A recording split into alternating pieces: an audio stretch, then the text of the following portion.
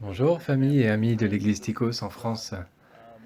Nous sommes lundi matin ici à Strasbourg, nous sommes le 1er juin et je suis dans le parc de l'Orangerie et il n'y a plus de barrières, plus de limites. On est libre de venir profiter de ce parc et j'apprécie beaucoup ce parc et c'est une belle journée pour lire le chapitre 8 de 1 Corinthiens parce que c'est à propos de liberté et d'amour et aussi de viande qui est offerte aux idoles. Le contexte, c'est qu'il y avait des animaux sacrifiés au panthéon des idoles, c'est-à-dire dans le système grec et romain, et les gens exerçaient leur droit ensuite de manger cette viande parce qu'ils savaient que c'était pas des vrais dieux qui étaient adorés de cette manière. Mais ils avaient cette liberté dans leur connaissance de la liberté. Ils se disent qu'ils pouvaient faire tout ce qu'ils veulent. Mais Paul, au verset 1 et 2, surtout au verset 1, il parle de limiter leur liberté. Il est dit cela. En ce qui concerne les viandes sacrifiées aux idoles, nous savons que nous avons tous la connaissance. La connaissance rend orgueilleux, mais l'amour édifie. Donc le principe ici, c'est que la question de notre liberté est limitée par votre amour pour vos frères et sœurs.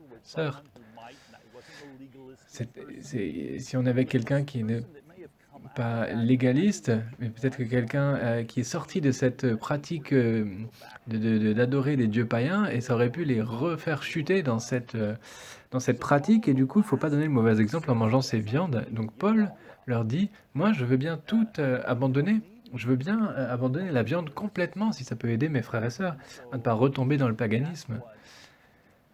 Et donc, c'est le principe de l'amour et de la grâce. Et les décisions que nous faisons, que nous prenons, affectent les autres personnes. Et nous avons une liberté, mais il ne faut pas qu'elle cause la chute de nos frères et sœurs. Il faut qu'on choisisse l'amour au-delà de notre liberté. Et donc ma question pour vous, c'est à chaque fois que vous faites un choix, il faut se demander, est-ce que ce choix honore Dieu, rend gloire à Christ? Et la deuxième question, c'est est-ce qu'il montre mon amour pour mon prochain?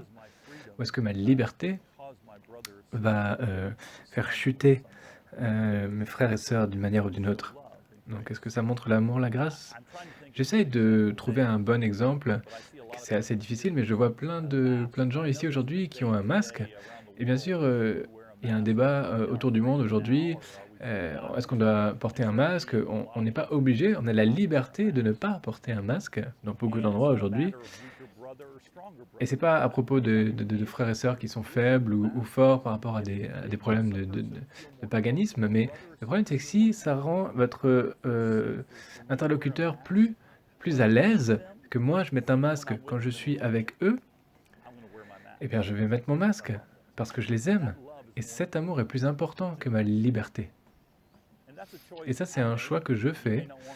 Peut-être que vous ne voulez pas l'appliquer à votre vie dans cette situation, mais moi, je le fais. C'est comme ça que j'applique ce test à ma vie aujourd'hui. Mais dans ce texte, il y a plein de choses pour nos vies de nos jours, pour montrer plus d'amour, au lieu de vouloir exercer notre liberté à tout prix. Parce qu'on est dans une situation où il y a plein de gens qui sont divisés sur plein de sujets, que ce soit la race ou l'ethnie. Et nous, on doit être, ou que ce soit la pandémie, et nous, on doit être unis autour de Jésus. Alors prions ensemble. Seigneur, nous prions pour l'amour de Christ, pour qu'il prenne le dessus dans le monde où nous vivons. Apporte la guérison, là où les gens sont cassés, rompus, brisés, et apporte l'amour et la grâce dans toutes les situations, dans le nom de Christ. Amen. Eh bien, frères et sœurs, comme je le dis à chaque fois, bon courage en Christ, mais que l'amour de Christ soit le principe qui vous guide. Que Dieu